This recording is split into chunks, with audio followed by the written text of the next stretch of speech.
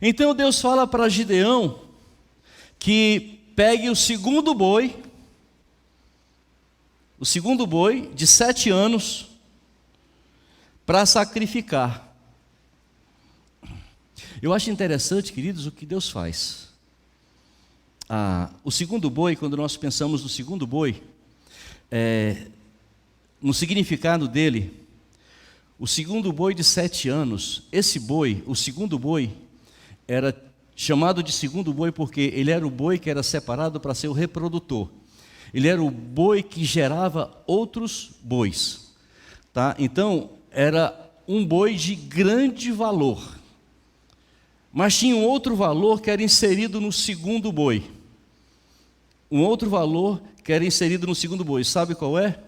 É que o segundo boi ele era também o boi, o candidato a ser sacrificado a Baal. Por quê? Porque era o boi de maior valor. Agora Deus, provavelmente esse boi seria sacrificado a Baal. Aí Deus desmancha a festa desse Deus com D minúsculo, desse Deus que não existe, e diz: faz o seguinte, o boi vai ser sacrificado, mas não a ele, a mim. Sabe, aquilo que era de maior valor, então Deus pegou e pediu para que fosse, mandou, deu a ordem, que fosse sacrificado a ele. Só que não era só sacrificar. Antes de sacrificar, precisava de fazer uma coisa: derrubar o altar.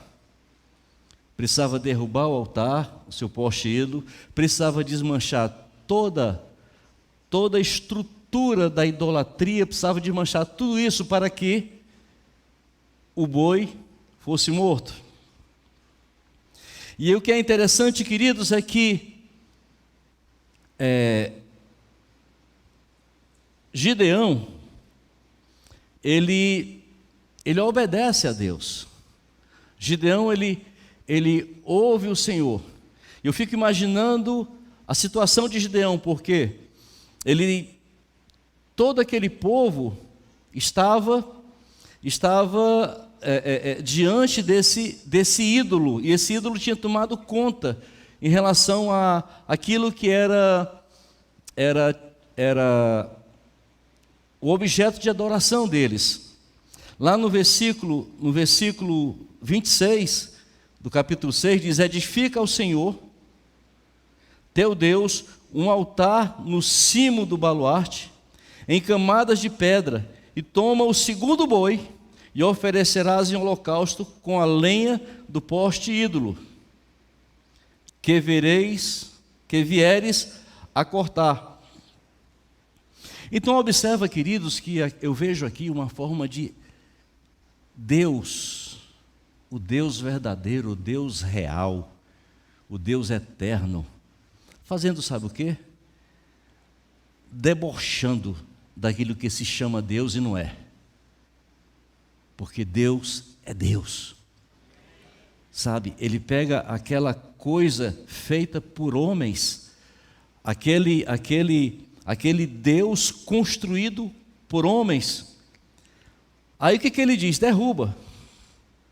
Mas tem um poste ídolo, sabe o que vai fazer? Da madeira, queima. Sabe para quê? Para sacrificar o ídolo, para sacrificar o boi, que seria sacrificado a ele.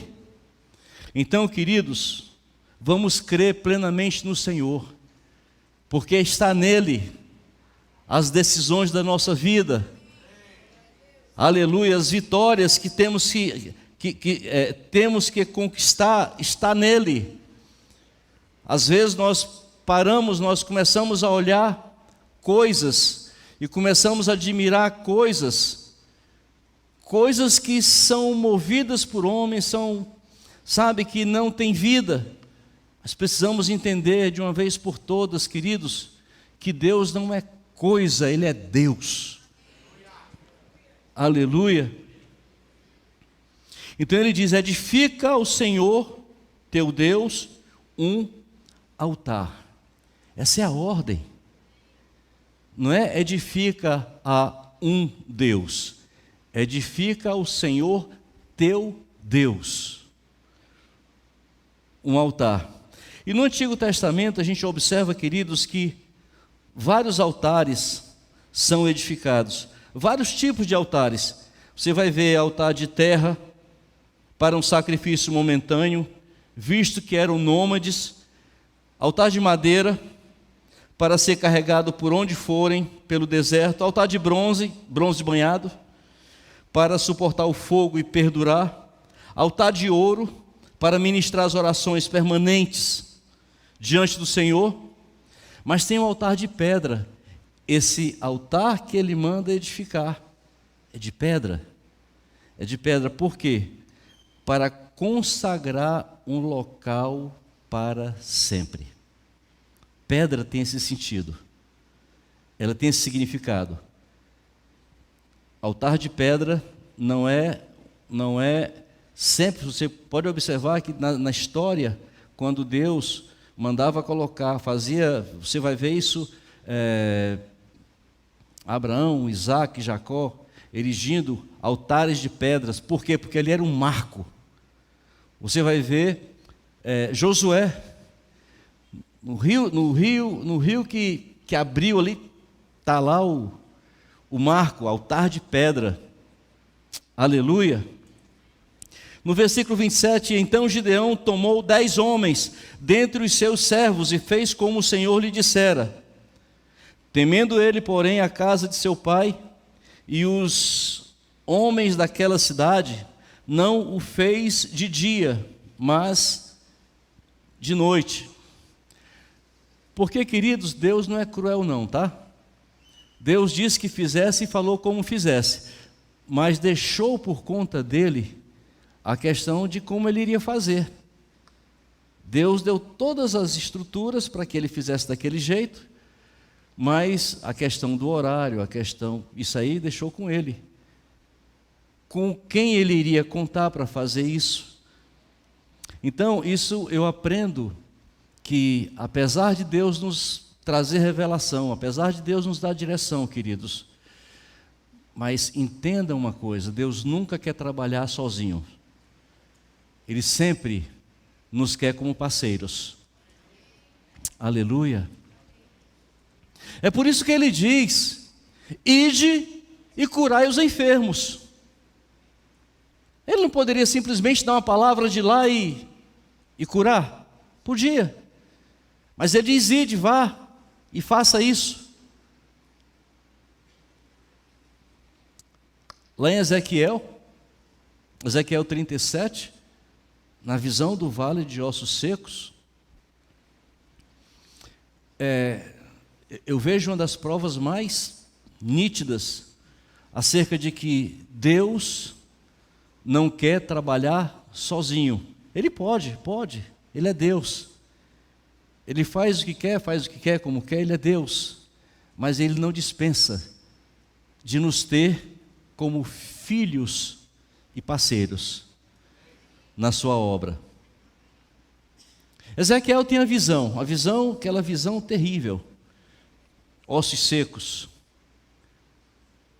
E aí, Deus podia ter feito assim, eu teria feito assim, sabe? Eu teria a minha própria ideia, sabe, pastor Arinaldo?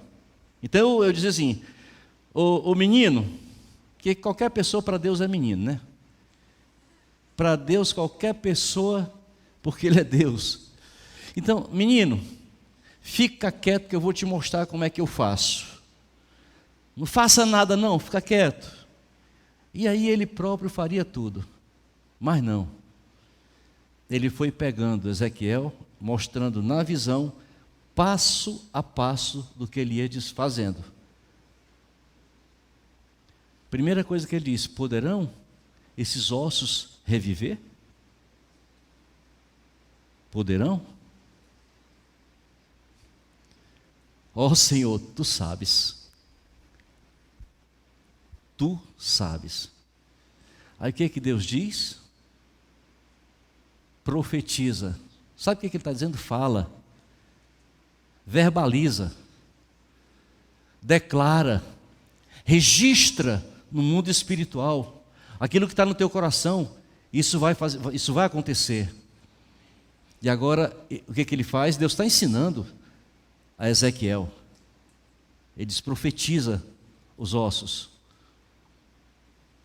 Aí Ezequiel começa, na visão, profetizar. Começa a falar para que os ossos se organizem. E o texto diz em Ezequiel 37 que cada osso procurava o seu osso. Isso fala de um Deus organizado. Ele não vai pegar o dedo de um e colocar no outro, não. Ele vai pegar o dedo e vai sair procurando. Queridos, eu tento ver, imagine um vale cheio de ossos. Então, a cabeça estava bem aqui, o pé estava daquele canto, o pé direito, o pé esquerdo estava lá, o braço estava aqui no meio, e o texto diz que cada osso procurava o seu osso. Olha que coisa terrível, aquele movimento de ossos, cada osso procurando o seu osso. Daqui a pouco tem um ossário ali, um bocado de esqueleto. E eu fico pensando o seguinte: pronto, está aí, agora estão organizados, tem esqueleto.